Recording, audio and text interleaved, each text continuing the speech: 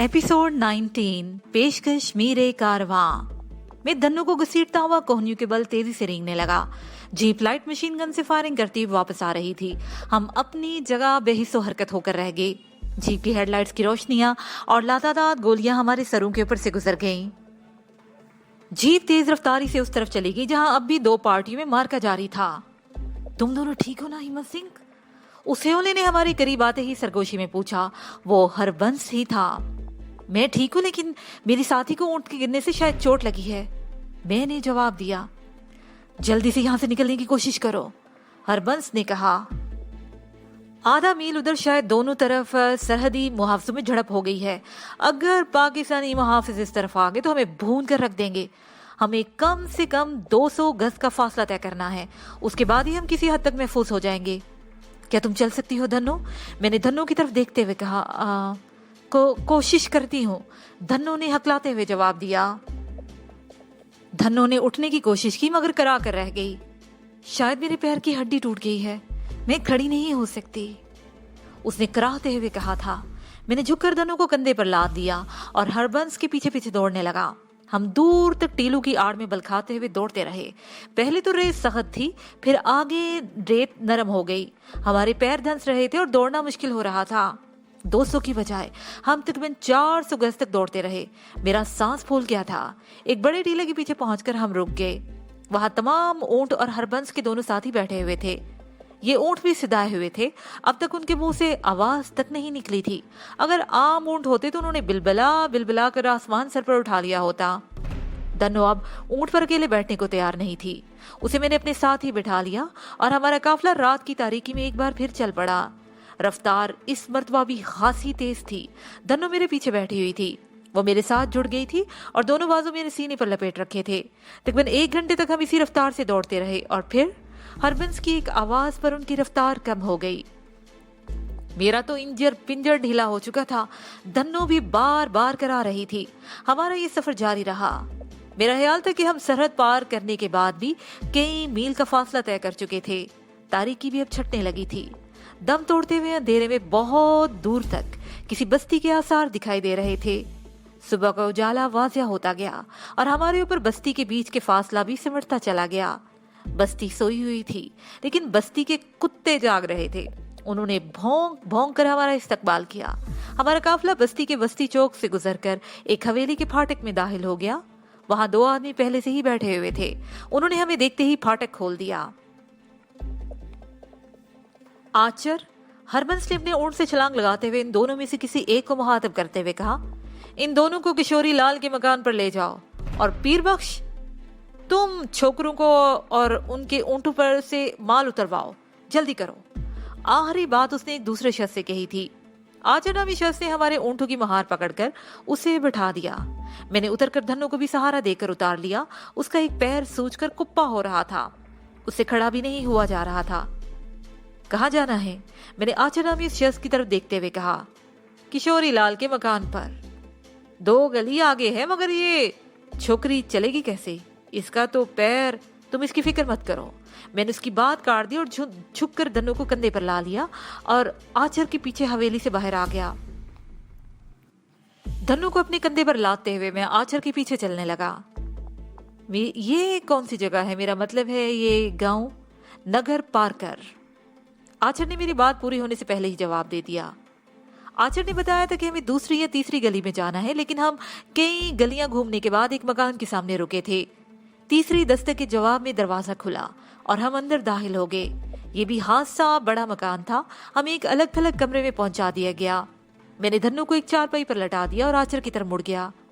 तुम्हारे साथी के पाँव में चोट लगी है, किसी वैद्य या हकीम का बंदोबस्त हो सकता है। लेकिन साईं, अभी सुबह नहीं हुई, यहाँ के सारे लोग सो रहे हैं, आचर ने कहा। अभी दिन चढ़ने दो, किशोरी लाल किसी वैद्य का बंदोबस्त कर देगा। अभी तुम लोग इधर बैठो, मैं जाता हूँ। किशोरी लाल आएगा तो उससे बात कर लेना।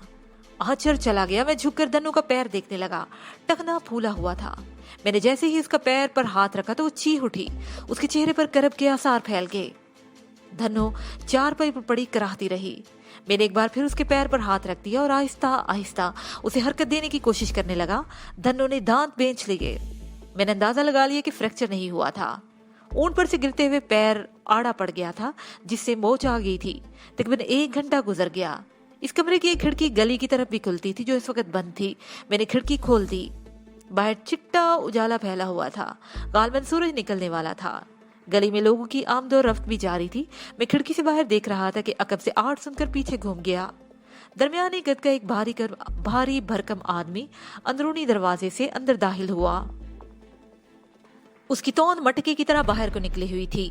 उम्र का अंदाजा 50 के लगभग लगाया जा सकता था। उसने सफेद लट्ठे की धोती बांध रखी थी और जिस्म के ऊपर वाले हिस्से पर पीले रंग की चादर ओढ़ रखी थी, जिस पर जगह जगह ओम छपा हुआ था। उस शख्स की आंखें खून की तरह सुर्ख और सर गंजा था, लेकिन खोपड़ी के पिछले हिस्से पर बालिश पर चुटिया थी। माथे पर कशका और गले में रंग बिरंगे मोतियों वाली कई मालाएं पड़ी हुई थी। वो इस कस्बे का बड़े मंदिर का मशहूर पंडित किशोरी लाल था। हिंदुस्तान के पंडितों का तो मुझे तजर्बा हो चुका था। इनके मंदिर जराइम और बहुत सारे जराइम पेशा अफराद के अड्डे थे। इंसानियत के खिलाफ साजिशों में इन पंडितों का कोई जवाब नहीं था। और किशोरी लाल पाकिस्तान के एक सरहदी कस्बे के मंडल का पंडित था। ये भी जराइम में मुलविस था। कम से कम ये बात तो साबित हो गई थी कि वो स्मगलरों से मिला हुआ था और इस गैर कानूनी धंधे में उनका बराबर का शरीक था। चंद रस्मी जुमलों के तबादले के बाद मैंने इसकी तवज्जो धन्नो के पैर की तरफ मबजूल कराई तो उसने आवाज देकर एक लड़के को अंदर बुला लिया। उसने उस लड़के को वैद को बुलाने के लिए भेज दिया। ये नहीं चलेगा साईं, वो धन्नो की तरफ देखते हुए बोला। क्या नहीं चलेगा? मैंने उलझी हुई नजरों से उसकी तरफ देखा। ये लिबास बदलना होगा। उसे धन्नो की तरफ इशारा किया, जिसे जीन्स और टी शर्ट पहन रखी थी। इस लिबास में ये छोकरी फौरन ही लोगों की नजरों में आ जाएगी। इसके कपड़े बदलना होंगे। वो बदल लेगी। मैंने जवाब दिया, लेकिन क्या तुम हमारे लिए चाय पानी का इंतजाम कर सकते हो? हाँ हाँ, अभी सारा बंदोबस्त हो जाता है, तुम बैठो, मैं अभी आता हूँ। वो ये कहते हुए अंदरूनी दरवाजे में दाखिल हो गया। मैं चारपाई के सामने पड़ी हुई एक हंसता हाल कुर्सी पर बैठ गया। तकरीबन आधे घंटे के बाद एक नौमर लड़का हमारे लिए नाश्ता ले आया। 2 पराठे थे और 2 कप चाय। मैंने धन्नो को सहारा देकर बिठा दिया। ट्रे उसके सामने चारपाई पर रख दी और खुद कुर्सी खींचकर उसके करीब ही होकर बैठ गया। नाश्ते के तकरीबन 15 मिनट के बाद वैद आ गया। वो पहलवान टाइप हट्टा कट्टा आदमी था। उसे धन्नो के पैर को टटोल कर देखा और बताया कि मोच आ गई है, परेशानी की कोई बात नहीं। और जब उसने मोच निकाली तो धन्नो के मुंह से निकलने वाली चीख बड़ी ही खौफनाक थी। वैद ने इस पर मालिश करके पट्टी बांध दी। वैद चला गया। धन्नो भी बदतरीज पुरसकून होती चली गई थी। पंडित किशोरी लाल कुर्सी पर बैठ गया और मैं चारपाई की पट्टी पर टिक गया। तुम्हारा क्या प्रोग्राम है साईं? कहाँ जा रहे हो? पंडित किशोरी लाल ने मेरी तरफ देखते हुए कहा, हम कराची जाना चाहते हैं, उसके बाद ही किसी और तरफ जाने का सोचेंगे। मैंने जवाब दिया, बात यह है साईं। वो मेरे चेहरे पर नजर जमाते हुए बोला, कराची के अखबारों में हर रोज ही ऐसी खबरें छपती हैं कि इंडिया की इंटेलिजेंस एजेंसी राह के एजेंट पाकिस्तान में दाखिल हो रहे हैं।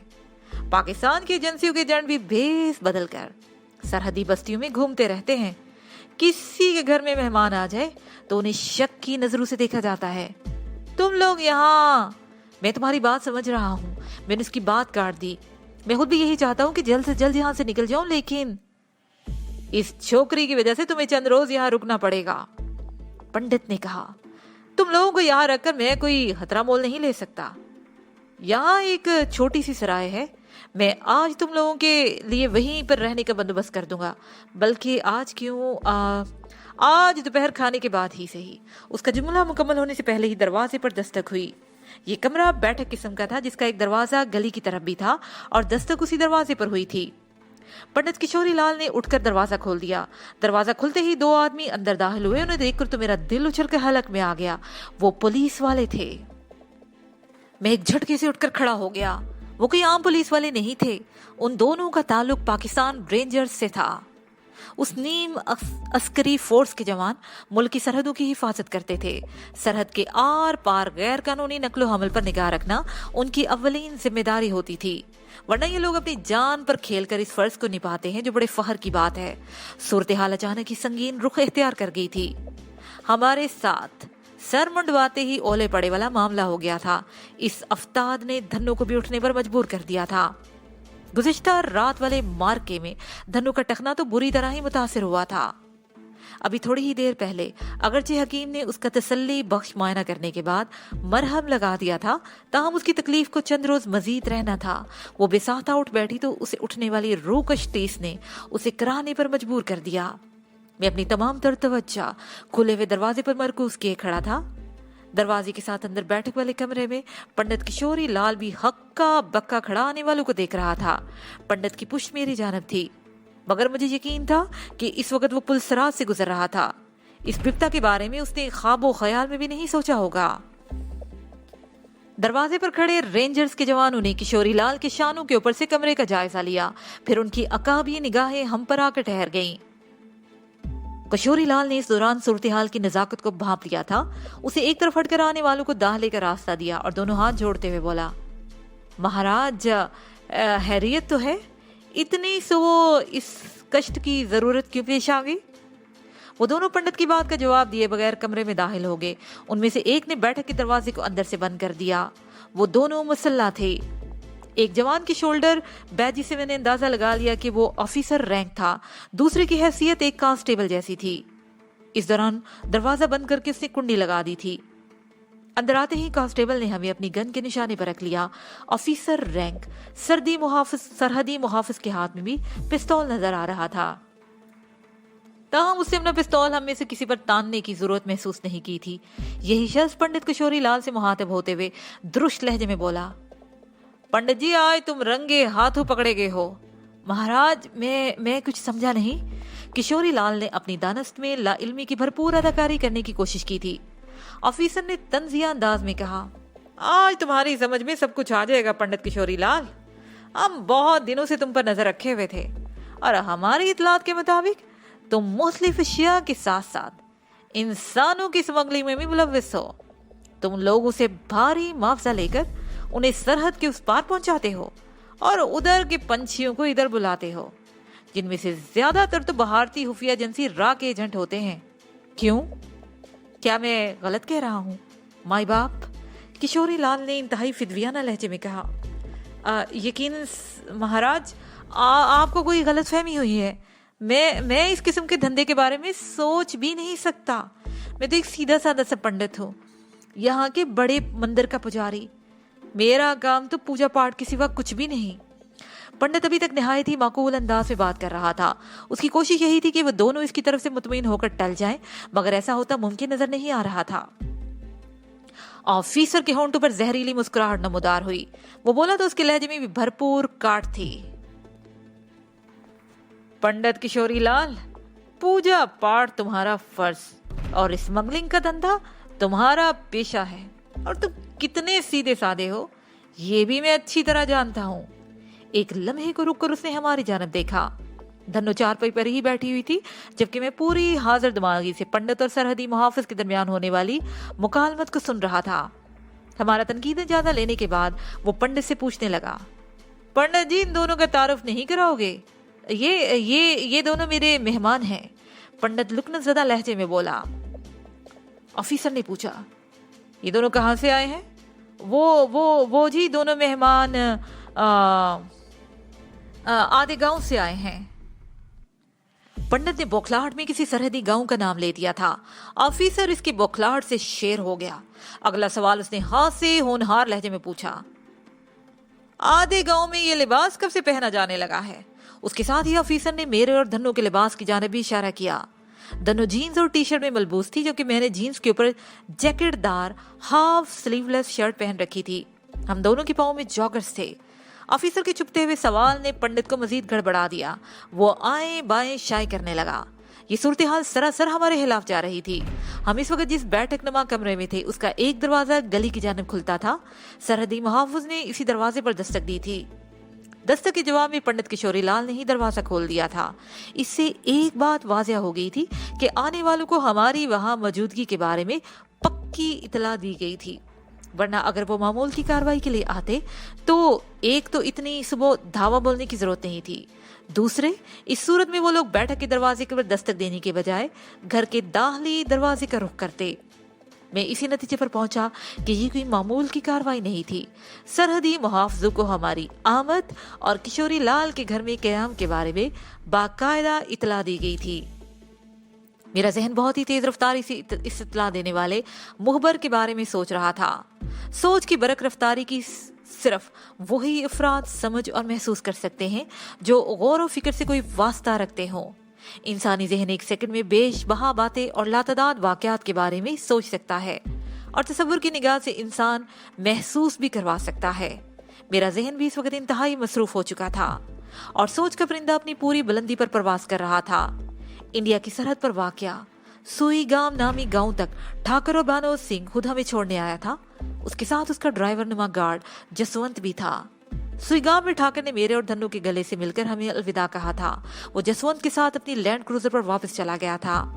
हमें बाहिफाजत बॉर्डर पार करवाने के लिए ठाकर ने गांव के मुखिया धर्मचंद के से मामला तय कर रखा था और धर्मचंद ने मुझे पंडित किशोरी लाल के नाम एक रुक्का भी दिया था, जिसको पढ़ने के बाद किशोरी लाल ने मुझे 50,000 रुपए की पाकिस्तानी करेंसी नोट देने थे। इस रकम के बराबर ठाकर ने धर्मचंद को इंडियन करेंसी दी थी और साथ ही उसकी खिदमत का भारी मुआवजा भी दिया था। मज़कूरा रुका हिंदी जबान में रकम किया गया था, जिसमें धर्मचंद ने हदायत की थी कि पंडित हमारे लिए कराची पहुंचने का महफूज बंदोबस्त भी करे। धर्मचंद और पंडित किशोरी लाल में इस किस्म की कारोबारी डील होती रहती थी। दोनों अपनी अपनी तरफ के लोगों से भारी रकम वसूल करके उन्हें दूसरों के हवाले कर देते थे। सरहद की दूसरी जानिब एक दूसरे के बंदों को बाहिफाजत ठिकाने लगाना उनकी जिम्मेदारी थी, जिसके लिए किसी किस्म की लेन देन की जरूरत नहीं समझी जाती थी। गोया ये सब कुछ इमदादे बाहमी के तहत हो रहा था। धर्मचंद ने हमें एक काफले के हमरा कर दिया। 10 ऊंटों और 3 अफराद पर मुश्तमिल वो काफला दर हकीकत एक स्मगलर पार्टी थी। तीनों अफराद सियाह लिबास में मलबूस थे, जिनमें से एक की हैसियत सरबराह ऐसी थी कि उस दुबले पतले शख्स का नाम हरबंस था। हरबंस ने अपनी जान जोखम में डालकर अली सुबह हमें पाकिस्तान की हदूद में वाक़या नगर पार करके सरहदी गांव में पहुंचा दिया था। हरबंस और धर्मचंद से किसी किस्म की गद्दारी की तवक्का नहीं की जा सकती थी। मेरा ये तजर्बा रहा है कि इस नौयत के जराइम पेशा लोग जुबान, एतमाद और वादे को बहुत अहमियत देते हैं और उसकी खातिर अपनी जान तक गवा देते हैं। अब आज जाकर 2 अफराद की तरफ शक जाता था। इसके साथ ही ये पार्ट अपने इख्तिताम को पहुंचा।